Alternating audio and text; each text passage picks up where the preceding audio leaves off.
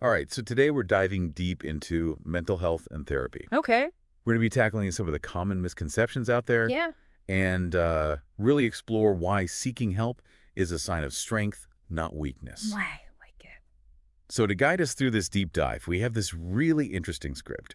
It's called Breaking the Silence, a journey through mental health and therapy. Okay. Interesting title. Yeah, and you know how sometimes you just feel completely drained, even after you've had like a full night's sleep? Oh, yeah, definitely. Like you just can't shake off the exhaustion. Exactly.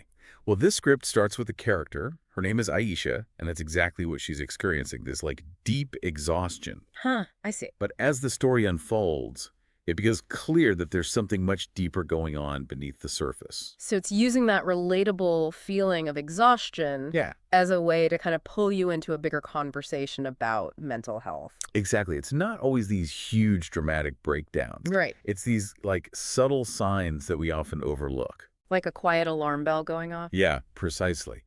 And at first, Aisha, she's hesitant to even consider therapy. I can see that. There's this fear of judgment. Like, Totally. what will people think? Yeah, that's such a common barrier for so many people. It is, and it prevents them from getting the help they need. Absolutely. The script really captures Aisha's internal struggle. It's like very well portrayed. And then it introduces this psychologist. Okay. His name's Dr. Raymond. Okay. He makes this really brilliant analogy. Okay. I'm interested. He compares mental health to physical health. Yeah. Like you wouldn't think twice about seeing a doctor if you broke your leg. Yeah, of course not. So why should we treat mental health any different? So true. So true. And to really drive home the point, the script uses this really striking image. Okay. It describes like a brain, and it's practically buzzing with all these stress waves. Wow. And you can see how these stress waves are like impacting the person's ability to do even simple everyday things. Oh, I see. So it's a really visual reminder Yeah, that mental health struggles are very real absolutely. and they have a real impact on our lives. Yeah. And ignoring these problems won't make them go away. Definitely not. If anything, they often just get worse over time. And that's where therapy comes in, right? Makes sense. So the script introduces us to a therapist. Her name's Mrs. Farah. And she explains that therapy isn't about, like, fixing someone. Okay. It's about giving them tools and understanding to navigate their own emotions and experiences. I like that. So it's not like someone's coming in and like telling you what to do. No, it's more like giving them a compass and a map Yeah. to kind of explore their own inner landscape. I love that analogy. So what are some examples of the tools and coping mechanisms that Mrs. Farah might use in her practice? Well, therapy is a very diverse field, so there are many different approaches. Right. Like, for example, there's CBT. CBT. Yeah, that stands for Cognitive Behavioral Therapy. It helps people identify and change negative thought patterns. Okay, so that's more about like the way we think. Exactly. And then there are things like mindfulness-based therapies, and they focus more on being present in the moment. Oh, interesting. So different approaches for different needs. Yeah, it really depends on the individual and their specific situation. Right. Makes sense. So back to our script. We see therapy as a very personalized journey through Aisha's experience. She starts to understand her emotions, she develops healthier coping strategies, and eventually she takes control of her own well-being. It's very empowering to watch. It really highlights the potential for positive change when people actively engage in therapy. Exactly, exactly.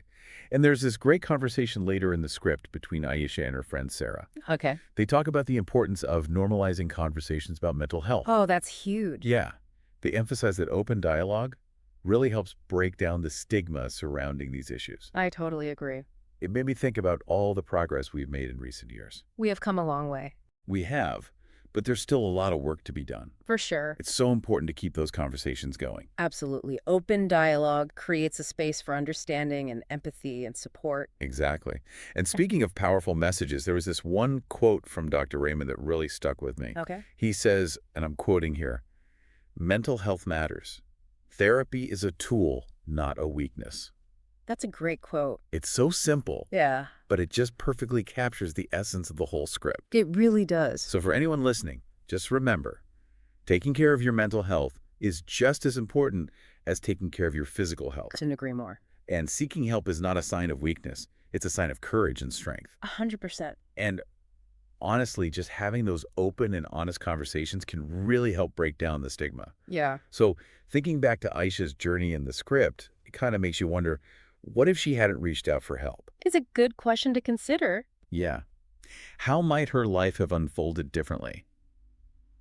This deep dive really encourages us to think about the potential consequences of that silence and stigma surrounding mental health. Reaching out can make a world of difference. It really can. And remember, it's okay to not be okay. Yeah. There's absolutely no shame in asking for help. There are resources available, and you don't have to go through this alone. You really don't. So remember that. I will.